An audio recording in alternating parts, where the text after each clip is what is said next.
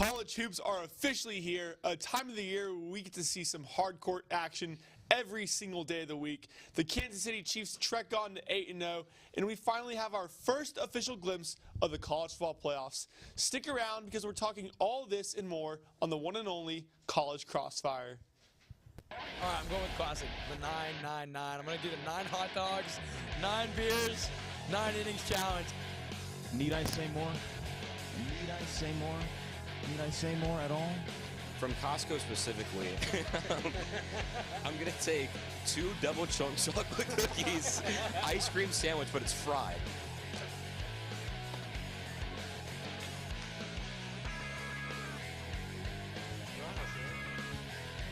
It's about to get hot in here, folks. It's about to get hot.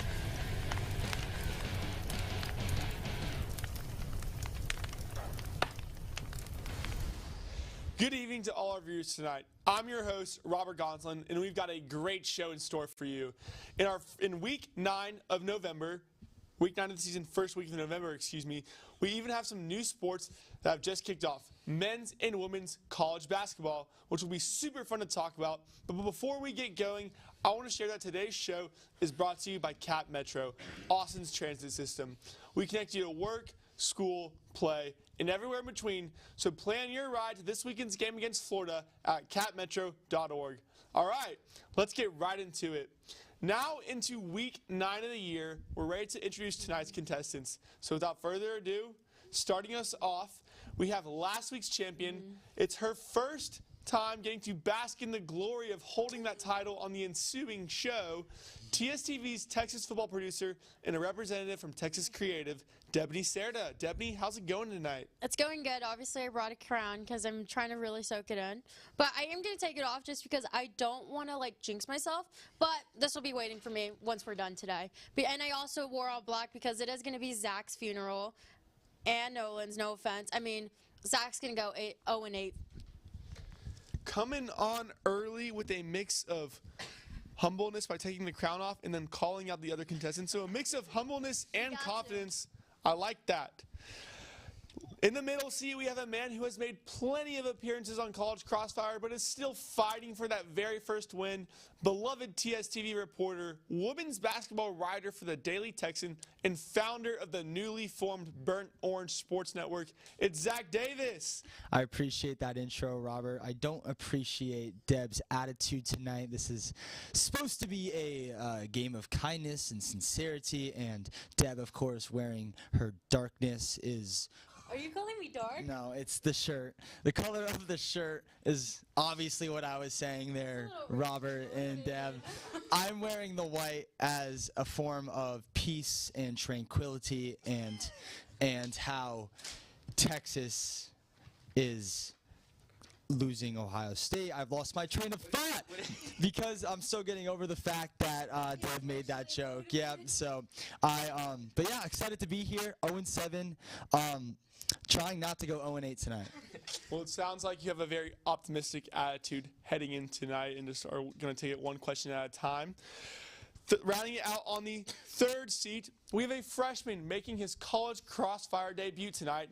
As one of our reporters for Texas Soccer on College Press Box, he's got all the inside scoops you need on the team. It's Nolan Clay. Nolan, how's it going tonight? I'm doing great tonight. First time on College Press Box. I honestly have no idea what these two guys are on about, but I'm here to win, so that's all I got to say.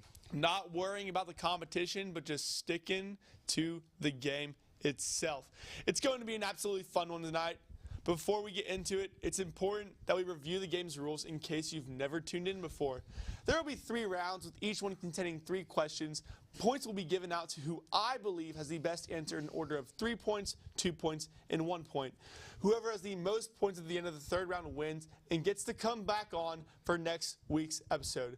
However, we can't forget that the 3rd round, better known as the rapid fire round, is worth double the points, meaning the best answer will receive 6 points and so on.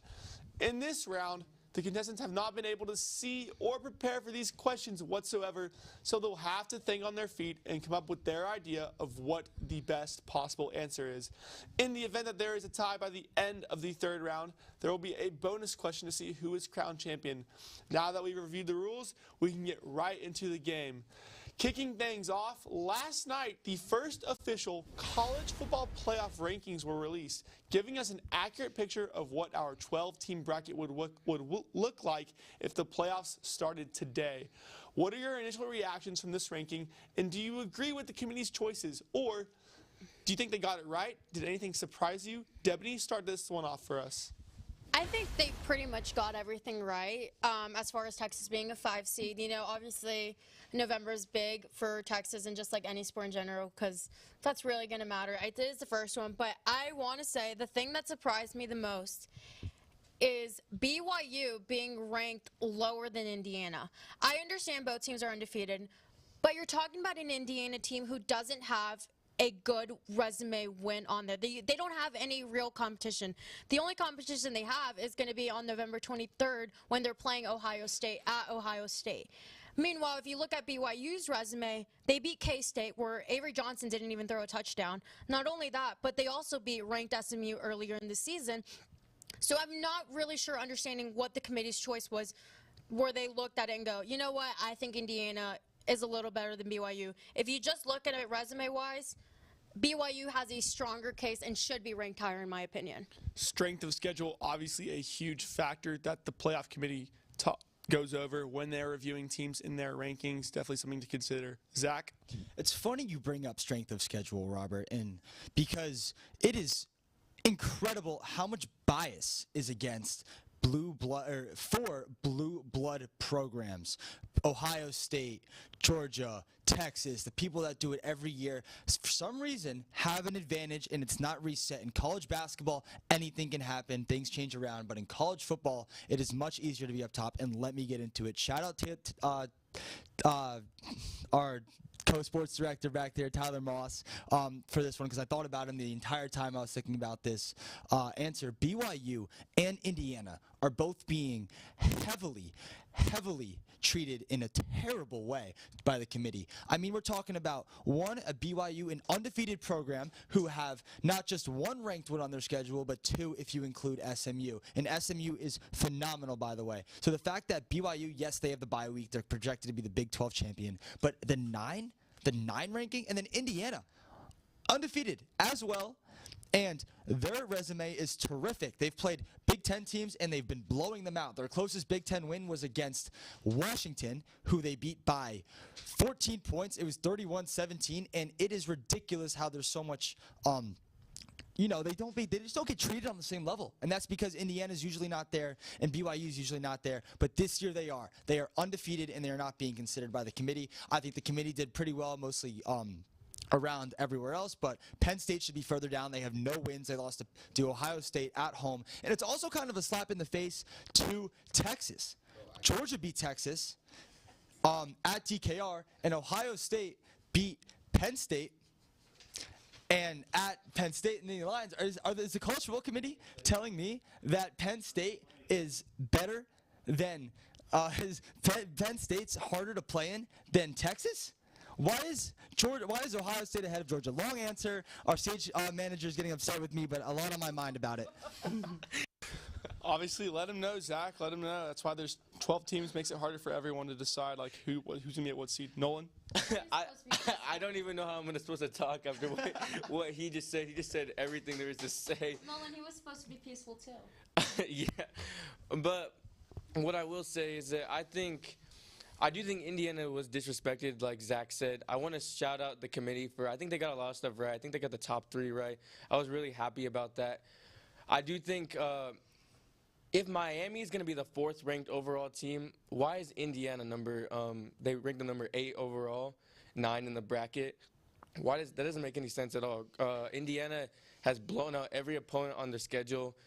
They don't really have any good wins, but neither does Miami really, do they? So I honestly don't understand that at all. I think Indiana should be a little bit higher.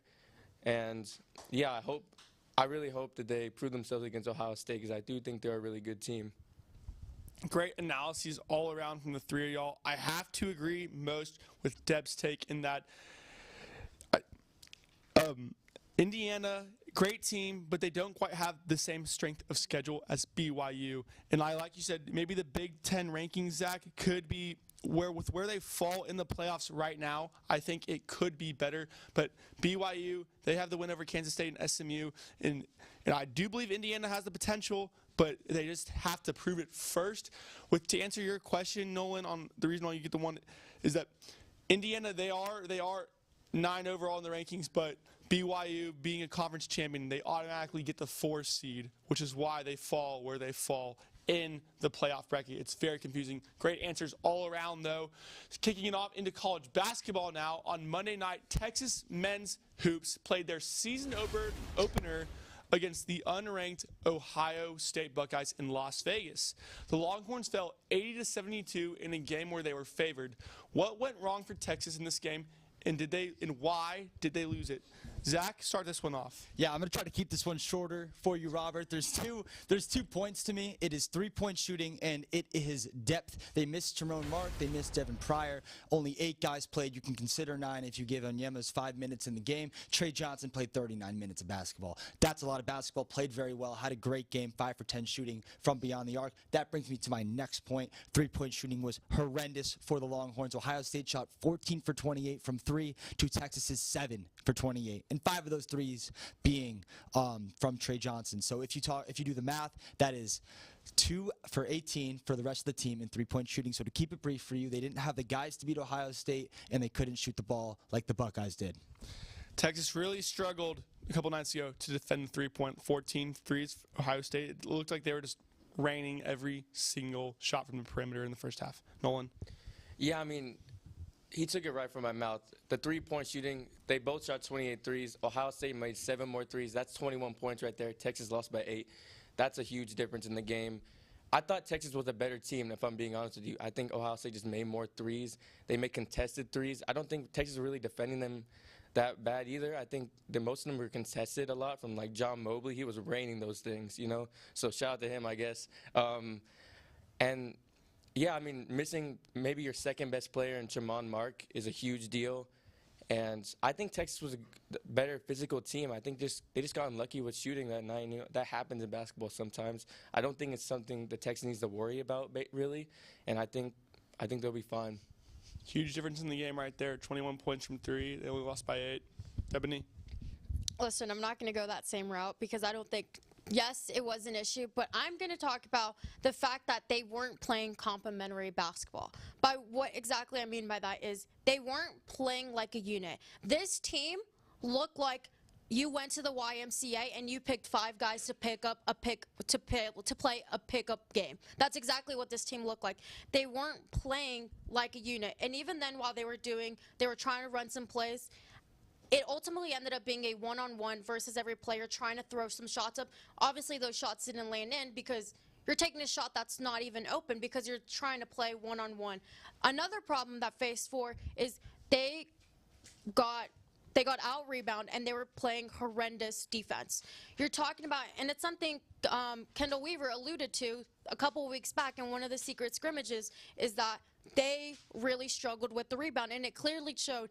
No offense to Caden Cedric, I understand he's injured, but he lost so many rebounds, and you can't have that. That doesn't win you games. It wasn't just only him, but they weren't playing like a unit, and it just wasn't a good basketball game. Honestly, if you go Greg and you pick 5 guys, they probably could have played a little better game against Ohio State, in my opinion. Maybe it was just first game jitters playing at a neutral site location. It may change when they go back into Austin at the Moody Center. Zach, I like what you said the most on this one. You're going to get the 3 with your 3-point analysis. Ohio State was just left open way too many times, and there's no reason why they should have made as many threes as they did. Nolan, I like how you touched on the three-pointer as well. 8 points to 21 points off of 3. 8 points is how many they lose by. It's a huge difference. Changes the whole game. You're the 2. Deb, the 1. Great answers all around from that question. But staying in men's college basketball, most teams also tipped off their season Monday or Tuesday, where blowouts, upsets, and close games have occurred. Which matchup's result has shocked you the most so far, and why? Nolan, we'll start with you on this one. Yeah, for me, this one was a pretty obvious answer. I'm looking at number 6 Gonzaga, absolutely giving number 8 Baylor the business. 38-point loss for Baylor. This was a team that was ranked not only number 8 in the country, but the fourth. They were fourth in the Big 12 preseason poll. They had 2 players in the second team preseason All Big 12, and they had the preseason freshman of the year in the Big 12, and a really good coach in Scott Drew. We expect a lot. I expect a lot better from Baylor, really, and I know going to Spokane is a really tough place to go to and win, especially against a really well-coached Mark Few Gonzaga-led team. But losing by 38 in the opening week for such a highly touted team it's not good, and they have a lot of work to do. I know you won the national championship 2 years ago if you're Baylor, and players come and go, so it's not the same team, but the program should be the same. And to open up your first game like that, I mean, come on. Deb? Listen, I low-key thought Nolan was joking when he said that was his actual answer, because that was my answer. But I'm going to go look at it from a different perspective. Baylor's been a historic good team. Same thing with Gonzaga. So obviously once Scott Drew and everyone announced this matchup, I was going to be sad. I was going to watch this game. And I was a little disappointed to see Baylor play the level of basketball they played. That doesn't necessarily take away from them, because you had a Gonzaga team who 4 players had double-doubles. As Baylor, you don't win a team when you have 4 players on the Gonzaga team put up double-doubles. Aside from that, not only was this a top 10 matchup, but this was a ranked matchup that I believe the stat was, it is the first time in NCAA history that a top 10 team has lost opening night by that large of a margin. And aside from that, you kind of got to laugh when, Gonzaga's head coach went in, put his child in, and he got absolutely dunked on, and they were laughing about it. That's how you talk about a good culture moment for the Gonzaga team. And I honestly expected Baylor to do a little better, because, I mean, they're coming out of the best basketball conference. I mean, yeah, you can't represent the Big 12 like that and just get demolished by a team that's very good, but you're just 2 spots behind them in the rankings. The discrepancy shouldn't be that big. Zach, finish this one off. You know, I'll be unique, unlike Deb, with my choice. UCF and Texas A&M, of course, the biggest shocker of the opening night on Monday. I mean, when you look at this A&M team, 3 juniors, 2 seniors in the starting lineup. I mean, that's a recipe for success. Wade Taylor, a lot of people anticipate him to be a Player of the Year candidate. 4 for 13 from the field, and 11 of those shots being beyond the arc. And then another instance, A&M got in foul trouble. 8 free throws to UCF's 23 or something, so huge discrepancy there. I think A&M's still a good team. I think UCF is underrated. But if we're talking about, Robert, to answer your question, the grand scheme of the biggest surprise of Monday night, I mean, the court storming, of course, for UCF. Indeed, right there. A&M having a rough kind of go about in a span of 3 days. First, they have the field rush with South Carolina, and then the court storming with UCF. A little bit of a hard bout. I have to say, I agree with Nolan's analysis the most. If it's a 6 versus 8 seeded team, you should not be getting embarrassed in a season opener like that, especially if you come from the Big 12 conference. Nolan, you're going to get the 3 on this one. You'll get the 2 on this one because you won with that matchup. And then A&M, UCF, a huge shocker, huge surprise, but I was blown away more by what happened between Gonzaga and Baylor. Great answers all around. It's going to mark the end of our first round, but we've got plenty more to come. Don't go anywhere, because College Crossfire returns in just a sec.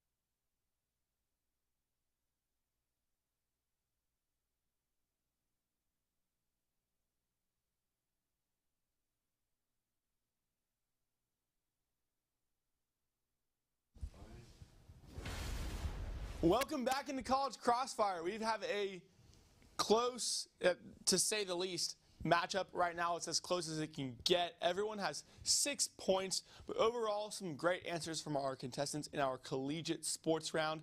It'll be interesting to see how this weekend shakes out in the college football world, and then how Texas will respond after a season-opening loss in men's basketball. So, on that note, let's shift gears. Earlier this week, a video of Colorado quarterback Shedeur Sanders surfaced on social media saying he's not going to register for classes next semester because he's going to the league. Going off that and turning this into an NFL question, there will be multiple teams looking for a new quarterback on draft day. Tell me your prediction for who you think will be the first 3 quarterbacks drafted, where they'll go, and also, if your order doesn't already include Sanders, tell me where he'll go. So give me the order and who's drafted, and then if it doesn't have Sanders, tell me where he's going. Yeah. Nolan, start this one off. Yeah, I think for number 1, I think it was kind of obvious for me. I think Sanders is going to be the first quarterback taken off the board. I think we've seen the talent he has. Just he's incredible. He's an incredible quarterback. He's shining at Colorado right now. He's going to go to Cleveland. I think they're going to find a way to get off Deshaun Watson's contract. I think Cleveland is going to want to have Shedeur Sanders as their savior. The next quarterback taken, I think it's going to be Cam Ward from Miami. I think Cam Ward, really talented quarterback. He's going to go to the Las Vegas Raiders. The Raiders need a quarterback. AOC and Gardner Minshew are not cutting it for them. They need a new quarterback. Cam Ward's their guy. And the next one is the New York Giants are going to take a quarterback, and it's going to be Jalen Milroe. That's my prediction. He has a lot of talent, arm talent, running talent. He has some issues with decision-making, stuff like that, but I think he has a lot of upside, and the Giants need to get rid of Daniel Jones, let's be honest. So those are my top 3 quarterbacks and where they're going. Yeah, Jalen Milroe, a very interesting player. He plays with a lot of heart, and he's been doubted a lot in his college career, but he's proven people wrong. Zach? Yeah, I agree with the first 2 with what Nolan said, besides 1, but I'll go from the top. Shedeur Sanders, number 3 overall. I mean, this is purely based off if the season ended now, this is the draft order. 3rd overall, first quarterback off the board to the New Orleans Saints. Come on, Shedeur Sanders in New Orleans. What a great fit for him. Patriots, Jaguars to have 1 and 2 in that draft. That's why he's going at 3. Both of those teams don't need a quarterback. At 5 is going to be the Browns, and they will take Cam Ward. Play a lot like Deshaun Watson and Jameis Winston. Throw the ball down the field. Calm, cool, relaxed. I mean, he's got the intangibles to be a good quarterback. I believe in him. He should be a top 10 pick. And then finally, at number 6 is the Oakland Raiders, and they will select the Texas native Quinn Ewers over there. Quinn has shown shaky football ever since his injury, but he's got the intangibles. He's got the ball skills. He really is one of the best deep ball throwers I've ever seen in person, at least. So those are my top 3. Yeah, so it's crazy with all the quarterbacks drafted last year in the first round. There's going to be so many drafted in this round, and I like how you brought new teams into this, the Saints, and you brought a new quarterback, Ewers, pairing them with different teams. Debanny? Are we watching the same Quinn? Because I don't think he has a good deep ball. No offense. I mean, no offense. He's not the guy, but I'm going to go with, I think Shedeur Sanders is going to go to Vegas. Part of the reason why, you mean to tell me this man is going to be iced out in Vegas? It makes sense. It's a perfect fit for him. You mean to tell me him hitting his little celebration isn't going to do numbers in Allegiant Stadium? Plus, you have Max Crosby, which they're going to be just like, the fits are going to be elevated, which I'm looking very forward to it. Next, I think Cam Ward's going to be taken, but I think he's going to go to the Carolina Panthers just because you got to give Bryce Young a little competition. I mean, he's a first win. Exactly, but you got to give him someone young. Probably get a franchise quarterback in there, but you got to give him a little competition because I think Bryce Young just needs a little push, and I think Cam Ward will be the perfect person for that. Lastly, I think Jalen Milroe is gonna end up going. Oh my goodness, I'm blanking where I thought he was gonna go. Hold on, it's gonna come back to me. Negative points.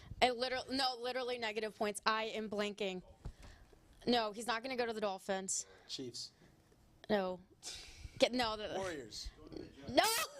Oh, he's going to go to the Giants because you're talking about a guy who has faced adversity throughout his entire college career. I mean, you saw it last year when he got benched because after the Texas game when every Alabama was saying, oh, Monroe's not that guy. He's not that guy. Well, plot twist, he is that guy. And he's come up in such clutch moments, and he's really shown a little bit that he can be a good NFL quarterback. And I think the Giants they're really struggling right now.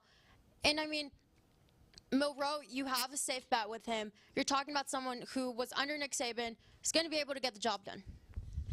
Jalen Milroe playing under Nick Saban, obviously learning from the best. And, if you can learn from him, you head into any NFL team with a good mindset and can learn from anyone. With that being said, though, I have to give this one, the 3 here, to Zach. Because, the Saints, I do think that they're going to have the first chance at a quarterback, and I think Shador will be taken first. I also think Cam Ward to the Browns is a very realistic option right there. And Quinn with the Raiders, it'll be interesting to see where he ends up, but it's a possibility that he goes there. I was very, very, very curious about y'all talking about Jalen Milroe. I'm a huge fan, played against him 2017 in high school, freshman year. Wow. Shout out Katie Tompkins High School. But I was interested to hear both of y'all talk about him. Nolan, you'll get the 2 on this one. Deb, the 1. He hates women. Okay. I think he's I do not. 30 seconds over the limit. Do not. But on Monday Night Football, the Kansas City Chiefs beat the Tampa Bay Buccaneers on a short Kareem Hunt touchdown rush in overtime. While Mahomes, Kelsey, and the Chiefs are now 8-0, all but 2 of their wins have been 1-score games. If Kansas City is going to lose a game on their schedule, who is going to be the team to beat them and why? Or if you don't see them losing at all, I'm all ears to hearing an argument about that too. Zach. I think there's a couple directions to go in this. I think the Chargers down the road might give them trouble, but firstly, they will have to go through the Buffalo Bills in Buffalo. Cold weather forming, and the Bills are playing hot. Tough games, the 3:25, it's an afternoon game for the Chiefs. They haven't been playing well. I think the referees have helped them a little bit as well through this season. But yeah, Buffalo, in a couple weeks, watch it, Chiefs will fall. Josh Allen, kind of the man who hasn't beaten Mahomes in the playoffs yet, but he's kind of the regular season champ of beating the Chiefs. Deb? Same answer, but different reason. I think the Bills are going to take down the Chiefs. Part of the reason why is because obviously Mahomes, he had that little injury we saw. So I don't think he's going to be at 100% for that game. Obviously, there's still a little bit of time, and obviously Mahomes has Mahomes magic with obviously his injuries. He just so happens to be healthy, but that's besides the point. I think Buffalo has a real shot. Not only is the game at Buffalo, it's freezing weather, but the last time these teams faced off was in the AFC, and it was a 3-point game. Not only are the Buffalo Bills really hot right now, but they kind of have that. They're going to go for a little revenge. They're going to have a little vendetta. So I think if they're going to upset them, it's going to be the Bills. I think Josh Allen's sort of playing with a swagger this year that not only is he playing so well, but he's playing with a swagger that, he's stepped into the league. He's been doubted a lot, but he's shown up to play and prove himself. Nolan? Yeah, I'm going to go a little different route here. I'm going to go with the division rival of the Chiefs. It's going to be the Chargers. I think the Chargers, they have the #1 scoring defense in the NFL this year. They're absolutely doing incredible on that side of the ball. They have a really good quarterback in Justin Herbert who's starting to play a little bit better. And they have a rising wide receiving corps. Lab McConkey, Quentin Johnson's having a much better season. I think the Chargers are looking pretty solid right now. And I think just division rivalry, I think the Chiefs will drop one of those games that they don't think they should at home at Arrowhead. I think it's just it's a trap game for them almost. And I think the Chargers are gonna get them. Yep. Justin Herbert, a great quarterback. I feel like I haven't heard a lot from the Chargers this season, but still, Justin Herbert is known for showing up, playing at his best at any time possible. It could be any team. Deb, I liked your analysis the most on this one with the 3-point deficit from the Bills and the Chiefs last time they played. It'll be interesting to see if the Mahomes magic will show up coming off this injury. Zach, you'll get the 2 on this one. Nolan, the 1. Still very great answers, and it could be any team. The NBA is just a couple weeks into its season now, and we're already starting to see the standings establish themselves. While it is still very early, tell me who you think the best teams in the Eastern and Western conferences are right now. Deb? Okay, so I'm gonna give you two basic answers, but they're gonna be easy. The Cavs. Not only are they at their best start, they're 8-0 right now. They have their best start since 1976, which is kind of crazy to think about. You know, they didn't have an 8-0 start when LeBron James was there. So you obviously have to you have to respect when obviously they won the title in 2016, but they didn't start 8-0 when LeBron was there. So you got to give a little respect to them. Next, I think the Thunder is doing really good on the other side. You have Chet, who's averaging 25.7 as a point guard. And aside from that, you have a rookie center who I am blanking on his name right now. No. Chet's their center. Sai is their point guard, not the point. Anyways, but he's averaging 9.7 rebounds. And you know who needs to take notes? Caden Shedrick and everyone on the Texas basketball team. They need to take notes. But one of your point guards averaging 25, close to 26 points, and having someone rebound 10, that's going to help you win games. Nolan? Yeah, first of all, that's unnecessary shots to the Texas basketball team right there. I think that's very uncalled for shout out Caden Shedrick. Did we watch the same game? I think we did. Anyways, saying the Cavs are the best team in the East right now is blasphemy. Are you serious? The Celtics are 6-1 right now. It doesn't matter. They're the champions. They haven't had Porzingis yet even. Jason Tatum's playing really good right now. Jaylen Brown, Drew Holiday, Derek White. They're the best team in the East, and it's not even close. And they're going to probably win the championship this year. When you go to the Western Conference, I actually agree with you. The Thunder are really good. They haven't lost a game yet. Shai Gilgeous-Alexander is obviously maybe the best pure scorer in the NBA. They got Jalen Williams, Chet Holmgren, and they solved their center situation this year.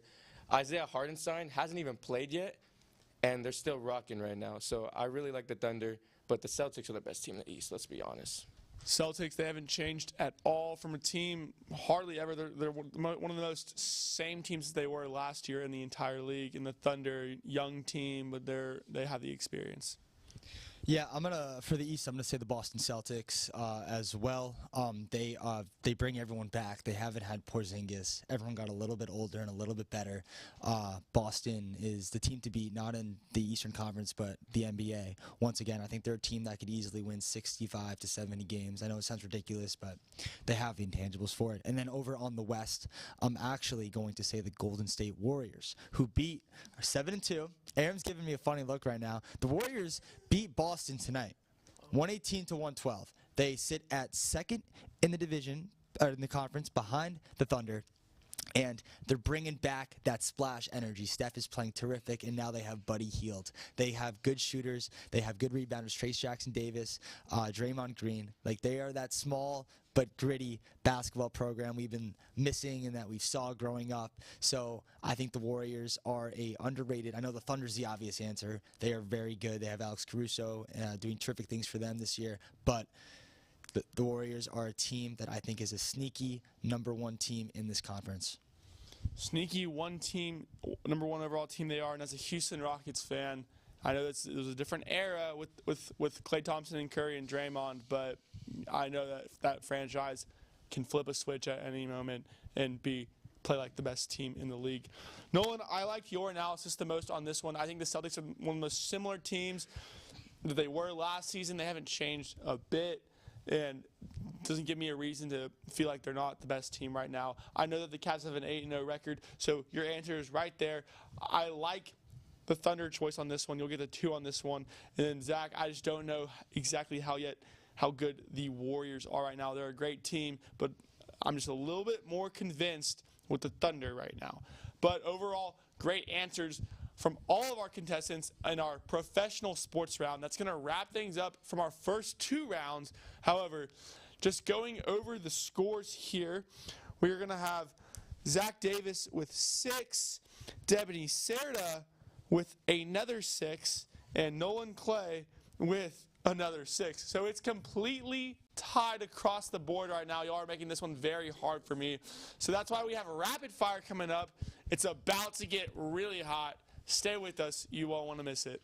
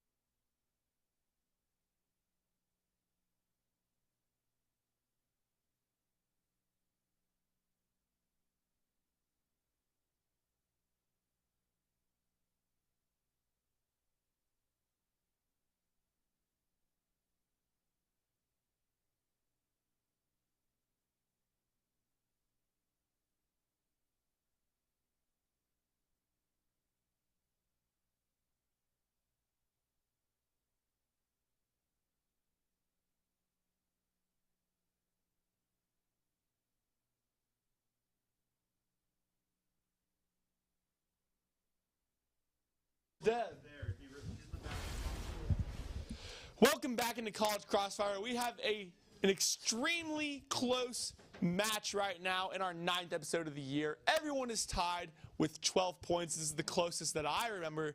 But tonight's win is still up for grabs by anyone. As we begin our 3rd and final round, rapid fire. Double the points, double the pressure. It's about to get hot. Let's get right into our first question. College hoops are back, but the madness of seeing teams face off against non-conference opponents when the stakes are at their highest must wait until March. As for now, we'll have to make do with the schedule we have for November and December. Which special men's college basketball matchup, ranging from the Champions Classic to the Battle for Atlantis to any conference versus conference challenge, is the best, and why? Anyone can start. Yeah, you said it, Robert. It is the Battle for Atlantis. I mean, I would go. I was lucky enough to have a family member who covered it, so I would go every year, and it is the coolest thing. You got 8 programs, really good programs. I remember one year, like 7 out of the 8 teams made the tournament. Like, it is so cool, and I'm not just talking about what happens on the court, everything on the island. Like, the Atlantis bleeds basketball that weekend. It's a whole island filled with college basketball, and you have water slides, you have fun games. It is such a sick experience. I know Maui's also probably pretty similar, but the Battle for Atlantis just has a very special feel to it. It has some sort of aura to it.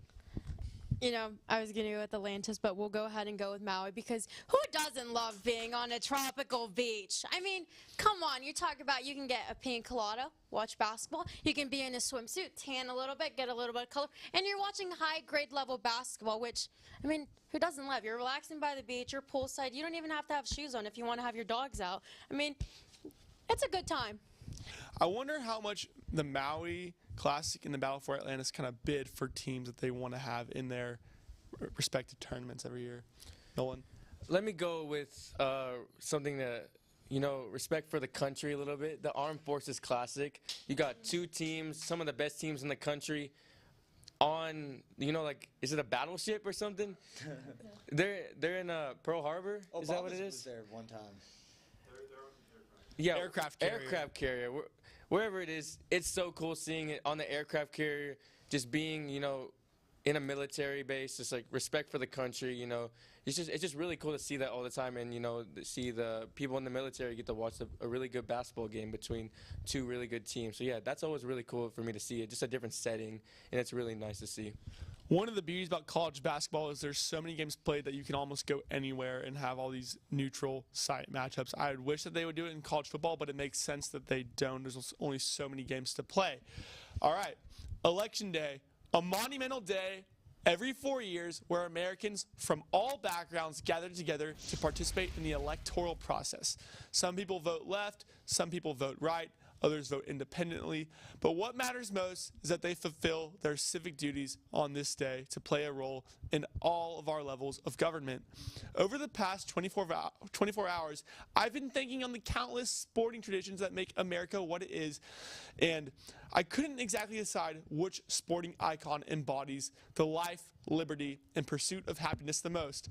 So I want you to tell me which mascots in all of sports would be the best president-vice president combo and why. Give me, I don't know who, okay, I think I got it. Okay. Give me Oregon's Duck Puddles as president, and give me Cosmo from BYU as a vice president. You talk about two of the most iconic mascots, well, like people mascots, but both of their personalities. You have Cosmo doing tricks, so he would obviously get a lot of votes. But if you have Puddles, everyone likes Puddles. I mean, if who doesn't like Puddles? Plus, he got Sydney Sweetie to like get her number, so I mean, that's kind of a win. And plus, I mean, Puddles is a great guy. He's just hilarious. Everyone watches Puddles, and not even that. Cosmo is just an iconic, and he's kind of one of the pedestals in college mascots. It's always fun watching, everyone knows about the Oregon Duck, but Cosmo, watching him do all these stunts at the football games, pretty fun to see. Robert, I think about the election and how much it separates this country, and the blue and the red, and what I'm thinking is to do something that people have never thought to go, and that's to unite Bevo with the Georgia Bulldog, the president, vice president combination on the same ticket, saying that we once were rivals, but now we are together. It is a unification. It would make America great. It's interesting to see. I really like how you brought the we were once divided, but now we come together and we're in unity. Nolan? I'm going to be honest with you. I do not know the names of this mascot, but you know that Colts mascot? The always one is doing that behind the field goal? Yeah. I forgot his name. That's hilarious. And the Phillies mascot, the pink, Fanatic. Phillies Fanatic. Those are so funny. Those dudes together, I feel like they just make everyone fun. Everything be fun. They're super fun, and I really like those mascots. So yeah. The Philly Fanatic would be one of those characters in Office who would kind of just get all of America going, like give them a laugh amidst all the politics and the seriousness of it all. He'd make sure America would have a laugh every once in a while. Real quick down the line, tell me your president, vice president, vice president. Who's the president? Who's the vice president? Oh yeah, for me, I think Philly Fanatic would be the president, and then the Colts dude would be the vice president. Yeah. Bevo overseeing things as president, and the Georgia Bulldog on the forefront, making sure the country is safe. Puddles as president, and then vice president Cosmo, because he doesn't take things a little too seriously, but he can kind of like relax a little bit. There you go. Love to hear all that. Sticking with some patriotism here, in the past 5 or so years, it's been a trend for many sports fans to contemplate what their Mount Rushmore of a certain sport is. That got me thinking, to end the show off, give me your Mount Rushmore of Texas athletics and tell me why. Okay, Mount Rushmore's 4, right? It's 4 or 5. I can't remember. Okay. First, I'm going to start off with Ivan Melendez, former Golden Spikes winner, played at Texas baseball. I'm going to go with him. Kat Osterman, softball. And then, oh my goodness, Logan Eggleston from volleyball. And then, give me Kevin Durant. Throw a basketball one in there. But you have 2 females, 2 males, kind of even and out, but there's just been so many great people here. And Aram.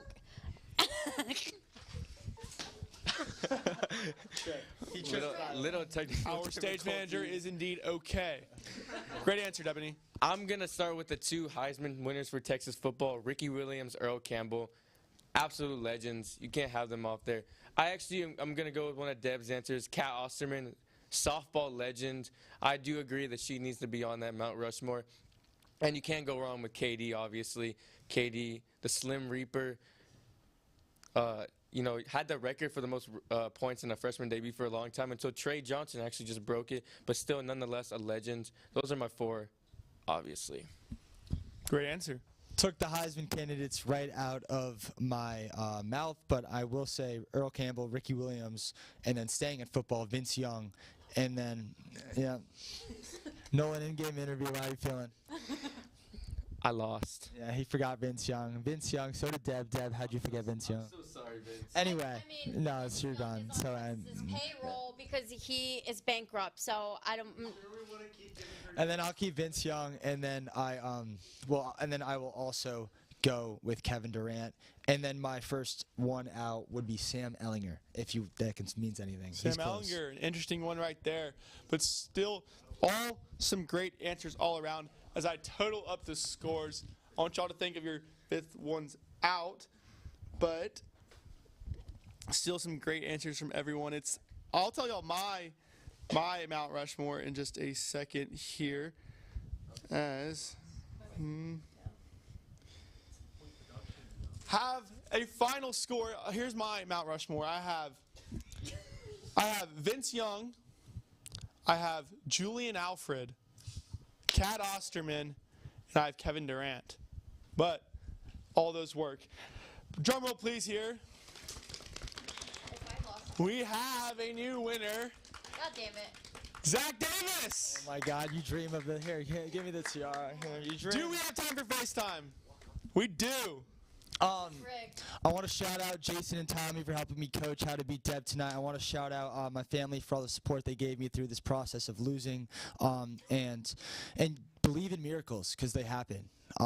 Never stop on your dream, and tonight my dream has been made. Thank you. Congrats to you, Zach, tonight. You've obviously put in the hard work and, kept your head down, came on, and when your takes mattered the most tonight, they came in the clutch for you. Congrats to you again. That's going to wrap things up for us here tonight at TSTV. Congrats to our other contestants. Thanks for coming on, Debanny and Nolan. Thank you to everyone who makes the show possible, from the contestants to the in-studio personnel and all the people in Master Control, especially our executive producer, Tyler Moss, who works so hard putting this show together, and to you, the audience. Remember to tune in to our other shows. 1 to 0 on Friday morning gets you ready for the Florida game on Saturday and College Press Box this coming Tuesday. Signing off from the studio, I'm your host, Robert Gonsoulin. Have a good night.